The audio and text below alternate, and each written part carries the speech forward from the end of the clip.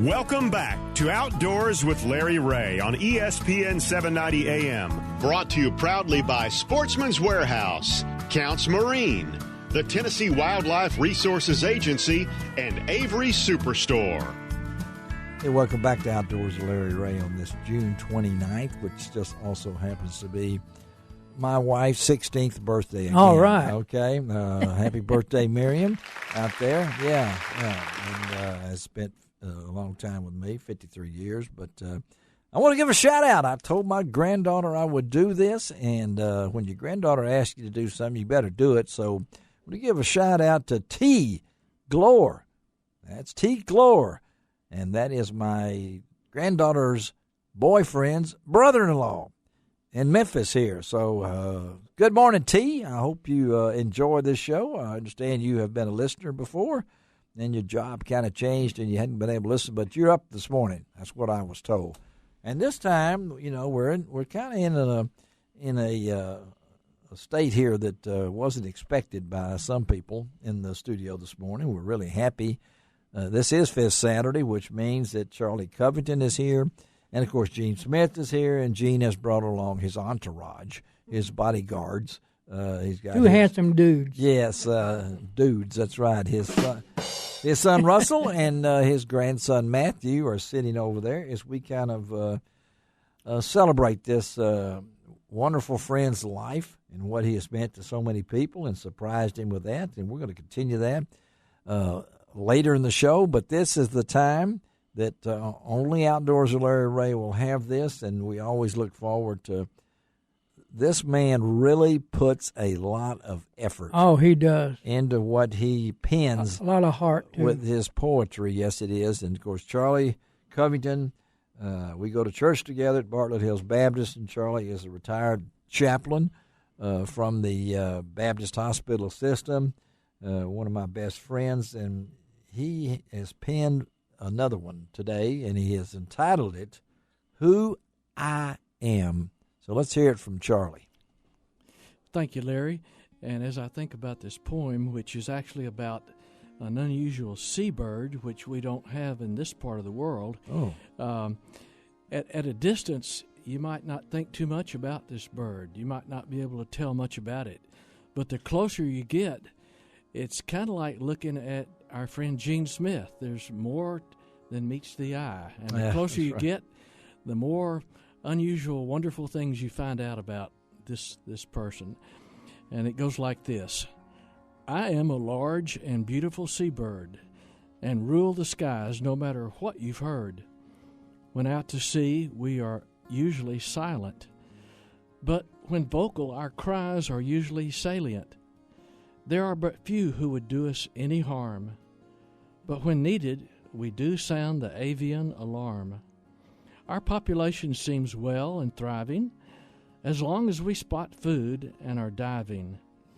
We plunge dive to obtain our meals, so as fish are schooling, it's a super deal. Some of my favorite are the smaller squid, for which Brits would pay a couple of quid. Not hard for us, and it's done with ease.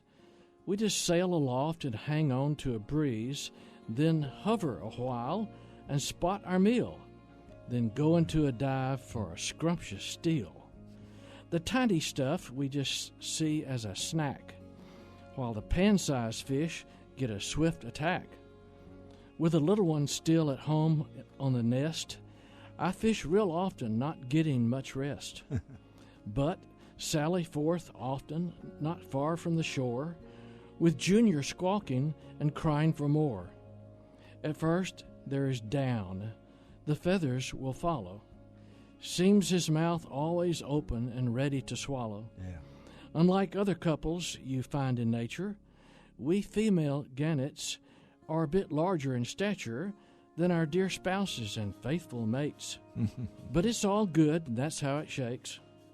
We're not found in Florida or Myrtle Beach, but in faraway places, somewhat out of reach, like New Zealand and in South Down Under, and their offshore islands with no name or number. Many ornithologists do know of our fame. I am called Garnet. Yes, that is my name. We are photographed often, appearing on calendars, and a few other birds ever become our challengers. Wow. All right. All right. How about that? All right. That's nice. That's nice, Charlie. And it really hit home right there. And we've got a couple in our church, and her name is Garnett. Yep. And so I kind of thought about that and some of the tribulations they've had lately with their daughter and everything. So thank you, Charlie. No outdoor show can beat that. Okay, I'm telling you, that's what it's all about. And I think that fits right into what we're trying to do today to let you folks know how much love and appreciation there has been for not only Gene, but we will be remiss if we didn't at least bring up his lovely wife, Vicki, who just passed away after a very extended illness, and how Gene stood by her side through all of that and the rest of the family. And so we wanted to not be a sad day. We want this to be a happy day in that what they did as a team and what he has done as a solo, given up time that he could be doing a lot of other things. And so who better to have in the studio with us on this special show than two of his most beloved family members, and that's his son, Russell, and his grandson, Matthew. And I've got to ask Russell, talk about your dad here. I mean, here you got a chance, okay? I mean, talk about. Hang on, Gene. I'm right here with you now. Yeah. This is happy. Well, I don't know. Thank you, Larry, for inviting us to this. I'm going to try to keep it together myself. I think I'm a little bit more emotional than he is sometimes, but no, he's there. Okay, he's there. I know this man. Okay, he's a very strong man. He is just there's not any words. I can't tell you how much I'm proud of this man. Did he love the outdoors? Did he make you go outdoors? Did he keep you in the backyard when the mosquitoes were biting and everything? Huh?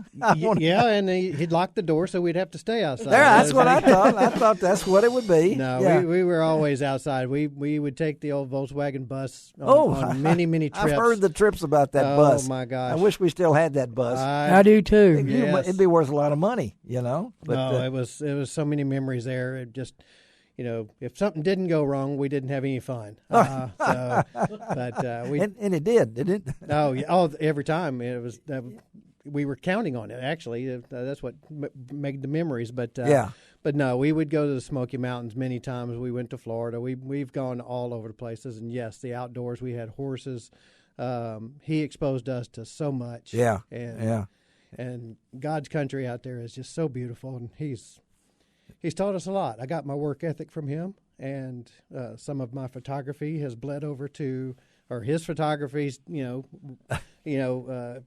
guess, hobby has turned into what I like to do, and then now my son is doing it, and he's done it a lot better than both of us put together. So. Well, let's let Matthew slip in here just for a minute. There he is. Talk about it, Matthew, because you guys just got back. You've been to the Tetons. Yes. Took a lot of pictures. Yeah. Your granddad here loved the outdoors. It's obvious. He didn't keep that a secret from y'all, did he? Oh, no. He took me outside camping almost as much as he could, outdoor camping. And my favorite memory was just like going outside and like throwing the tomahawk or the axe or something. I'm getting to that. How did you know that? I was getting to that. The tomahawk throw. Still my favorite thing to do today. Yeah, but he told me you were the catcher. He was the thrower. That's what I understood. Is that right? No. Tell about that. How'd you get in this tomahawk deal? Well, you were good at darts, I understand. Oh yeah, you always told me. I used to throw things. When I was a kid, I used to hit kids in the head with rocks. Explain that to us. You like to throw things. Oh okay. Yeah, well, used to be an ice wagon come by the house, and I'd get the ice pick out and throw the ice pick, and I'd throw frisbees, and I was good about throwing things. And Sherry, our daughter, she played baseball, and she was a catcher. And everything I threw at her, she would catch because I was a pretty good thrower. You were, yeah. Okay. And, but the tomahawk, she didn't catch it. But talk about the tomahawk. Well, I got hooked on what we call a rendezvous. Yes. We dressed in the period of 1640 to 1840.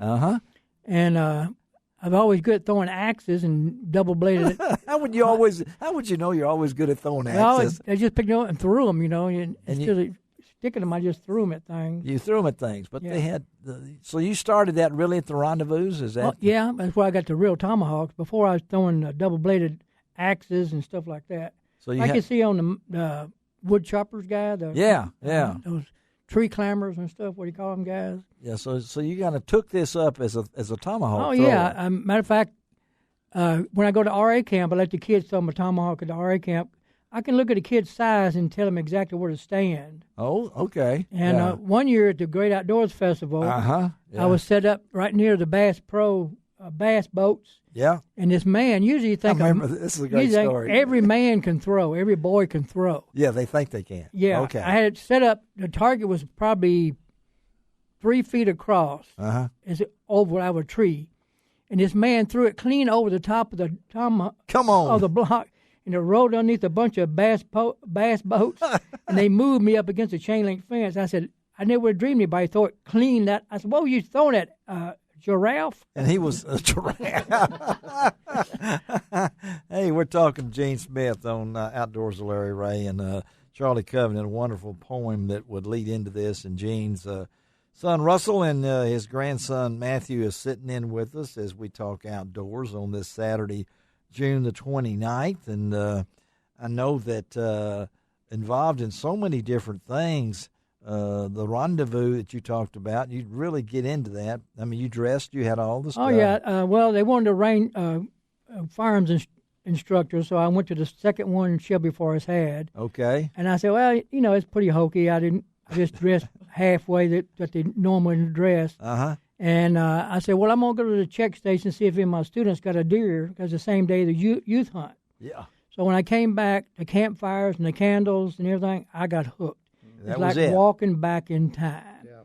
And Vicki felt the same way. She thought it was kind of hokey, until she started coming. Yeah. And she fell in love with it. And she had one of her best friends made her a whole bunch of clothes. Of that period, of that 16? Period, yeah. She had all kind of outfits. And we'd do swapping. I'd make different things, and we'd swap it out. So now, Russell, Matthew, when your parents got into something like this is pretty, this is hokey, he said. Now, I mean, when you would look up and you see them dressed like this, it's amazing. I mean, it sounds hokey, the stepping back in time and the reenactments and stuff. But when you go back into the woods and you see an encampment that looks like it did in that day, right. It takes you back. You can't help but get hooked. Yeah, it is amazing, and it's just the level that people go to. It's incredible. It's living history. It's exactly living history, wasn't it? Yes. Everything had to be in that period. You had to pick a time. You couldn't get anything newer because it hadn't been invented yet. But you could get something older, like Jeremiah Johnson. Oh, yeah. When he found that gun against that guy was frozen. Yeah. Well, that's what people do. Sometimes you meet somebody on the trail, you could swap clothes or something like that. But it's amazing. And I went when I first started, I was going anywhere under 700 miles. Anywhere under 700 miles. Right. Went to West Virginia, had over 4,000 camps. Oh, you and that oxen. How long did it take y'all to get up there on that wagon of the oxen pulling you? It was hard. It was hard. All right. The exhaust was something else. Let's take a break on this special show of Outdoors with Larry Ray. Come right back. We got a special guest coming in. Not here. I couldn't pay him mileage, but he should be available. So we'll be right back. Outdoors with Larry Ray on ESPN 790.